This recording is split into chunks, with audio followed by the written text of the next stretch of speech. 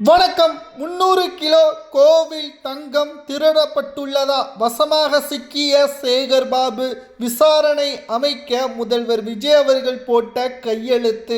நண்பர்களே, இந்த வீடியோவிற்கு ஒரே ஒரு லைக் மற்றும் சப்ஸ்கிரைப் பண்ணிருங்க. திமுகவின் ஆட்சியில் அமைச்சராக சேகர் பாபு செயல்பட்டார். அதுவும் குறிப்பாக இந்து அறநிலைத்துறை அமைச்சர். இந்த துறையை பொறுத்தளவிற்கு சென்சிட்டிவான துறை. இதில் சிறிய தவறு கூட மிகப்பெரிய பிரச்சனையாக மாறும். அது மட்டுமல்ல, அதிக வருமானம் வரக்கூடிய முக்கியமான துறையும் கூட. அதாவது மக்கள் கோவிலுக்கு செலுத்தக்கூடிய நன்கொடை என்பது கோவிலின் வளர்ச்சிக்காகவும் கோவிலில் உணவுகள் கழிப்படை போன்ற சிறப்பான செயல்பாட்டுக்களை ஊக்குவிப்பதற்காகவும் மக்கள் காணிக்கையாக பல 100 கோடி வரைக்கும் தானமாக மக்கள் கொடுத்து வருகிறார்கள். பணமாக மட்டுமல்ல, பொருளாகவும் தங்கம், வெள்ளி மற்றும் சில பொருட்களாகவும் காணிக்கையாகவும் தமிழக மக்கள் மட்டுமல்ல, உலகமெங்கும் இருக்கக்கூடிய தமிழர்கள் மற்றும் பிற மொழி சார்ந்தவர்களும் காணிக்கையாக தமிழ்நாட்டில் இருக்கக்கூடிய பிரபலமான கோவில்களுக்கும் செலுத்தி வருகிறார்கள். ஆனால் திமுக ஆட்சிக்கு வந்த பிறகு தமிழ்நாட்டில் கோவில் வளங்களில் இருந்து பெறப்படக்கூடிய அந்த பணங்கள் பிற கல்வி நிறுவனத்திற்கு மாற்றப்படுகிறது. இதனால் பல 100 கோடிகள் கோவிலின் வளர்ச்சிக்காக பயன்படுத்தப்பட்ட பிறகு பிற நிறுவனங்களுக்கு கல்வி சம்பந்தப்பட்ட மக்களின் தேவைகளை பூர்த்தி செய்வதற்கு பயன்படுத்தினால் பிரச்சனை இல்லை.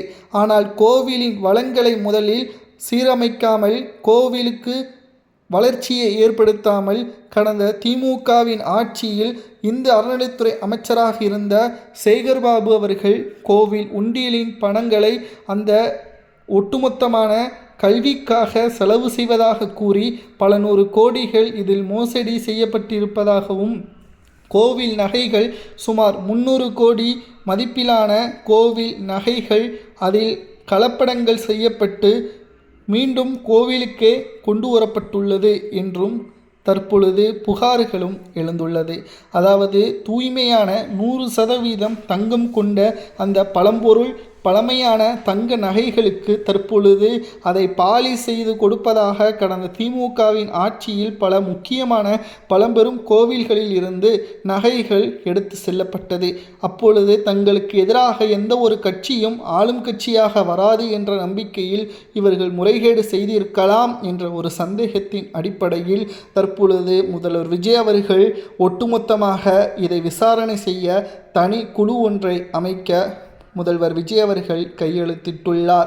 இதில் சேகர்பாபு அவர்கள் வசமாக சிக்கினால் அவர் மட்டுமல்ல, திமுகவில் மாஜி அமைச்சர்களும் இதில் நேரடியாக சம்பந்தப்பட்டு அந்த துறை சார்ந்த அமைச்சர்கள் மீது நடவடிக்கை எடுக்கப்படலாம் என்ற தகவலும் தற்பொழுது வெளியாகி அரசியல் வட்டாரத்தில் மிக பெரிய அளவில் பேசும் பொருளாக மாறியுள்ளது. 2026 சட்டசபை தேர்தலில் ஆட்சி கவிழ்ப்பு திமுகவிற்கு ஏற்பட்ட பொழுது மு.க. ஸ்டாலினை விட பேரதிர்ச்சி சேகர்பாபு தான் இருந்தார். ஏனென்றால் அவர் செய்த ஒட்டுமொத்தமான முறைகேடுகள் வெட்ட வெளிச்சத்தில் வந்துவிட்டால் கூண்டோடு குடும்பத்தோடு மக்கள் ஒரு பக்கம் புறக்கணிப்பார்கள், மறுபக்கம் சிறையில் அடைக்கக்கூடிய சூழல் உருவாகும். கோவிலின் வளங்கள் என்பது அவர்கள் பொதுமக்கள் கொடுக்கக்கூடிய காணிக்கைகள் மற்றும் கோவில் கடைகளுக்கு வாடகைக்கு விடப்பட்ட பணங்கள், கோவில் விவசாய நிலங்களில் இருந்து பெறக்கூடிய அந்த வருவாய்கள் போன்றவைகள் எல்லாம் பல முறைகேடுகள் நடைபெற்றதாக தற்பொழுது புகார்களும் எழுந்துள்ளது.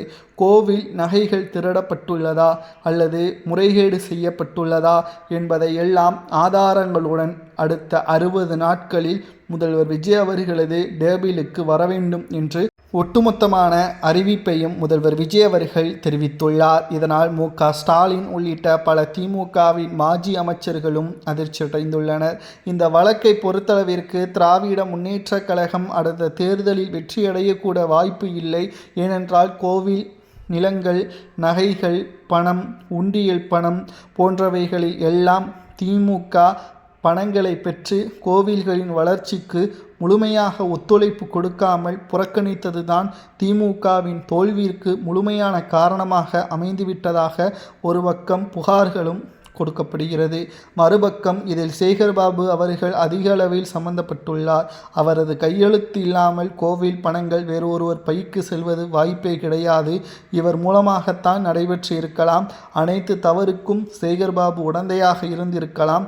அவரிடம் விசாரணை நடத்த வேண்டும். கடந்த சில நாட்களாக திமுகவின் மாஜி அமைச்சர்களே சேகர்பாபுவை தனித்துவிடப்படக்கூடிய பேச்சுக்களையும் நாம் பார்க்க முடிகிறது. மு.க.ஸ்டாலினின் தோல்விற்கு சேகர்பாபுவை அதிக அளவில் நம்பியதுதான்.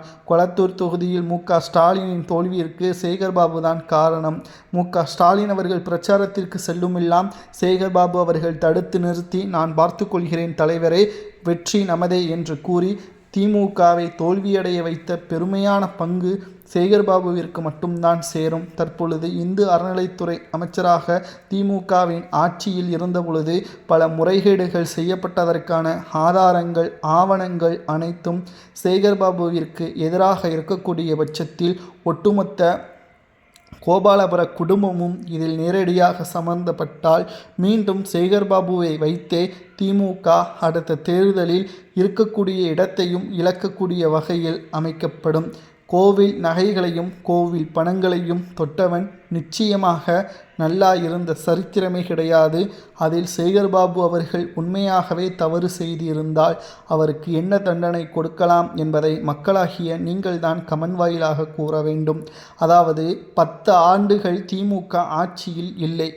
கிடைத்த 5 ஆண்டுகளை சிறப்பாக செயல்பட்டு மக்களுக்கான தேவையான வளர்ச்சிக்கான பங்களிப்பை திமுக கொடுத்திருந்தால் இந்த 5 ஆண்டுகளும் திமுக வசமே அமைந்திருக்கும். ஆனால் கிடைத்த 5 ஆண்டுகளில் எவ்வளவு கோடிகள் ஊழல் செய்ய முடியுமோ அவ்வளவு கோடிகள் ஊழல் செய்து மக்களை ஏளனமாகவும் தன்னை எதிர்க்க யாரும் பிறக்கவில்லை என்ற ஆணவத்திலும் திமுக செயல்பட்டு மக்களை ஒருமையில் பேசிய மாஜி அமைச்சர்களை கண்டிக்காமல் அவதூறுகளை மக்கள் மூலமாகவே இவர்கள் பெற்று தற்பொழுது அதிகாரம் இழந்த பிறகு மக்களின் பாதுகாவலனாக நாங்கள் தான் இருக்கிறோம் என்ற வீரவசனம் எல்லாம் தற்பொழுது திமுகவிற்கு ஒருபோதும் வெற்றி வாய்ப்பை ஏற்படுத்தாது. மக்கள் திமுகவை வேண்டாம் என்று கூறியதோடு மக்கள் இனியும் திமுக ஆட்சிக்கு வந்தால் அது ஊழல் ஆட்சிதான் என்று கூறும் அளவிற்கான செயல்பாடுகள் மாறியுள்ளது. திராவிட முன்னேற்ற கழகத்தை பொறுத்தளவிற்கு மிகப்பெரிய அளவிலான ஒரு சிக்கலை முதல்வராக மாஜி அமைச்சர்கள் தற்பொழுது செய்த தவறுகள் மு.க.ஸ்டாலின் தலையில் விழுந்துள்ளது. தற்பொழுது 300 கிலோ கோவில் நகைகள் பற்றியான உண்மை தன்மைகள் இன்னும் 60 நாட்களில் வெளியிடப்படும். அதில் கலப்படங்களோ அல்லது முறைகேடுகளோ நடந்திருந்தால் முழுமையான பொறுப்பை சேகர்பாபு ஏற்றால் அவருக்கு என்ன தண்டனை வழங்கலாம் என்பதை மறக்காமல் உங்களது கருத்துக்களை கமெண்ட் வாயிலாக கூறுங்கள். இதுபோன்ற அரசியல் செய்திகள் தெரிந்து கொள்ள நமது சேனலுக்கு ஒரே ஒரு லைக் மற்றும் சப்ஸ்கிரைப் பண்ணிடுங்க. நன்றி, வணக்கம்.